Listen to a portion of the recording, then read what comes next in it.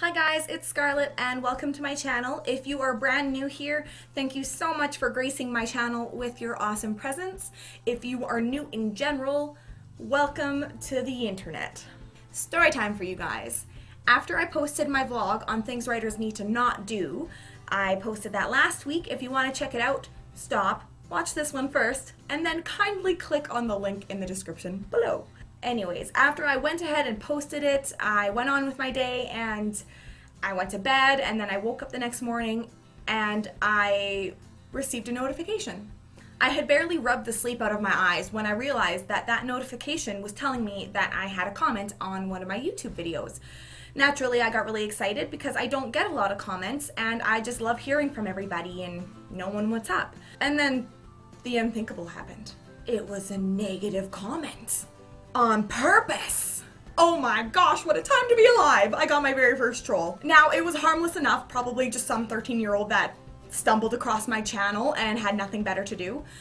Their grammar was freaking terrible. It just made me kind of want to gag a little bit. No punctuation, no capitalization, nothing. They referred to themselves in third person, which I thought they were maybe trying to come across as witty and clever and funny, but it was just really awkward and, you know. And plus, their actual insult was super freaking weak. But I got the job done. My heart started racing and my blood was just boiling within me, and before I knew it, my morning was ruined. Thanks a lot, douchebag. And like everyone else probably would want to do, I promptly replied. I kept it classy enough. I answered their question politely and then kindly told them where to shove it. Just kidding, I didn't do that. Or did I? But as soon as I hit the submit button, I immediately regretted it and realized that I was just stooping to their 13-year-old childish level, and I deleted it. No evidence, guys. Sorry. But let's face it, there's haters everywhere. In the writing world, in the business world, in the social world, we can't escape them. Somehow they managed to surpass the survival of the fittest, and they managed to win the Darwin Award and survive. And yes, I realized that I was going to receive negativity of some kind along my writing journey, but to be honest, my naive little adorable brain somehow managed to convince the rest of me that that negativity would come in the form of beta reviews and critique partners and maybe editors and rejection letters. I didn't think that at one point in time it would be someone just hating for the fun of it. I'm so naive, like so naive. Thank God my husband loves me. But it got me thinking. What are some things that I can do to help prepare myself for the onslaught of people that just like to piss on each other for fun and make fun of their accomplishments and happiness? And may I present to you this video. I know, right? Shocker. In no way did the title give this away. So today I'm going to be talking about the top 5 things that we as writers can do to help combat the negativity that we might encounter, whether it's from fellow authors and writers, or it's from people that just paused from watching porn for like 5 minutes and randomly found your channel and decided to have some fun. So without further ado, here are my top 5 tips on how to handle the haters. Number 1, take a moment to sit back, breathe, let the emotions kind of take control for a little bit, and when you have a clear head, reevaluate the situation. Generally speaking, your initial reaction to receiving any sort of negativity is gonna vary. You might encounter a mixture of emotion. If you'd like a recap of my situation, this was my reaction. I then rapidly proceeded through the 5 stages of grief. If you have an encounter of any kind with negativity, whether it's a hater, a troll, or even if it is a legit critique gone a bit sour, you're not going to deal with it rationally if you're angry or upset or crying or breaking things.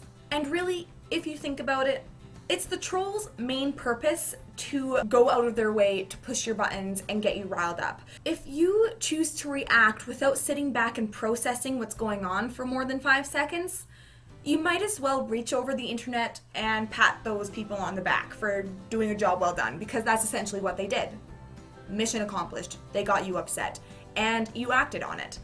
Number 2, deciphering whether this is a legit hater versus just some really really blunt criticism. Maybe it's not a troll or a hater going out of their way to make you severely uncomfortable. Maybe it's just someone that is super, super, super passionate and does not have a way with words. Maybe your work, whether it was your vlog or your book, your work in progress, your excerpt, your synopsis, your tweet on Twitter, I don't know what it was. But maybe whatever you did just got them really pumped up. And sometimes people have a hard way expressing themselves, so all they do is just shout via capitals and a lot of exclamation marks, and you know, the whole not thinking clearly kind of goes for them too. Sometimes people just get so excited or emotional and they don't really take time to think about what they're telling you. So mixed signals for everybody. But before you go and label them a troll or a hater or anything, think about it for a little bit. Is what they're saying adding up? As in, have you heard this before and you're maybe just choosing to address it now? Can they provide proof as to what has got them so upset? Does it appear that they're doing this just for shits and giggles? Or are they actually addressing specific parts of your work, your vlog, your tweet, anything? It helps if you ask questions. If you're feeling threatened by their criticism, ask questions. Clarify what is going on so you guys can both get on some level ground. And it's important to note that not everyone who doesn't like your work is necessarily a hater. Negative criticism and feedback is going to suck and feel generally terrible at the best of times. But if we want to be serious writers, we need to take the good with the bad. There's no way we can just kind of shove the bad aside and ignore it. It's going to frickin' pile up, and before you know it, you're drowning in negativity. If it's really bad, we need to get to the bottom of it and figure out why this is happening. Which leads me to number 3. Get a second opinion. If the majority of these hateful comments are coming from betas or critique partners or signaling out one of your videos on YouTube, maybe some investigation needs to be in order. It's super easy to jump to conclusions after one sour beta review, but at the same time, you need to kind of look at it objectively. Has more than one beta shat on a particular scene or chapter or character in your book baby? Or was it just the one? If it was just the one, chances are you probably just have a really feisty, fired up beta on your hands that gets really riled up and passionate about things and maybe has a hard time articulating their thoughts and emotions. And chances are they don't know genius work when they see it. However, on the other side of the spectrum, if you are noticing that you are getting multiple betas or critique partners or maybe a great many rejection letters, you might want to investigate specifically what's going wrong. Hold off on brushing them aside and calling them brainless. They might have a point to what they're trying to get at. As awful as it is to see your book baby get ravaged so aggressively multiple times and stomped on, at the same time, it might save your book baby, and therefore, like I said earlier, you do need to take the good with the bad and see what's what. Number 4, own it. Sometimes the writing world is cutthroat, so we need to do our part and accept the fact that all art is subjective. Not everyone can do what you're doing. And while we should be encouraging others and lifting each other up and supporting one another, there's going to be people out there, whether it is friends, family, fellow writers, they get jealous. They see it as a competition. They don't like that you are happier or you found your passion faster than they did. They will thrive when they see you suffer. So what can you do about it? Let me tell you, you gotta own the shit out of it. You gotta get it. In no way should you feel like you need to hide your talent from the world because there's people out there that want to suck the fun out of your life. You need to be you need to write for you, and you need to own it. And lastly, number 5, know when to leave it and when to act.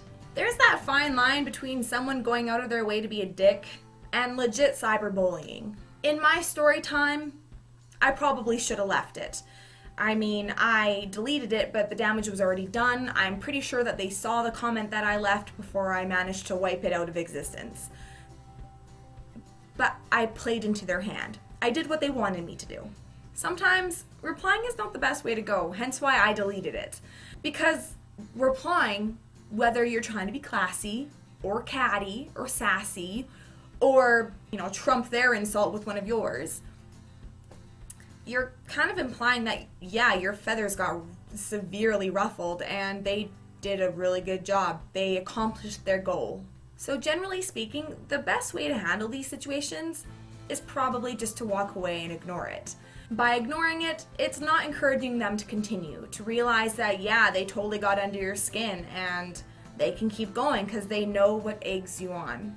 But just like in tip number 1, you need to take a moment to breathe and realize if this is just someone being stupid or if someone's 100% bullying. Because bullying should not be tolerated by any means. And that shit needs to get shut down.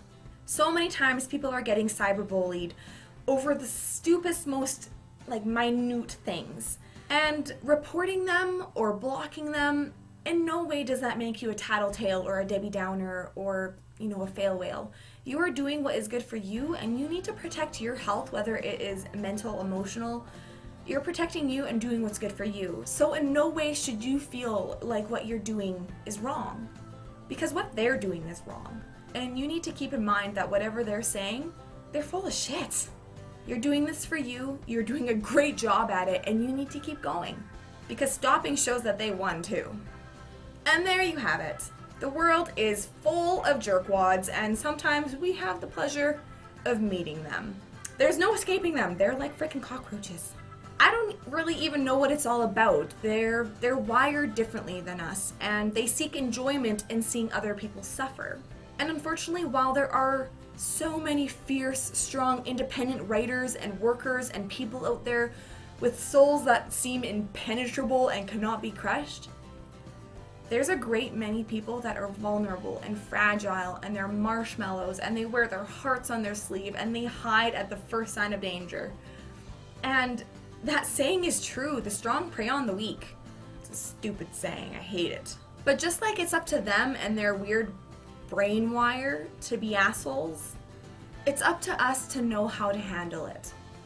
With that said, don't forget to like this video and subscribe to my channel. I post new vlogs every Thursday. If there's something you would like me to talk about or discuss, or even if you want to drop a line and just say hi, you can always message me on here or tweet me at Scarlet Stone. I also have my other linky-loos listed below if you want to check out my website or my Tumblr, Twitter, Instagram, any of those. Until next time, happy writing. Bye!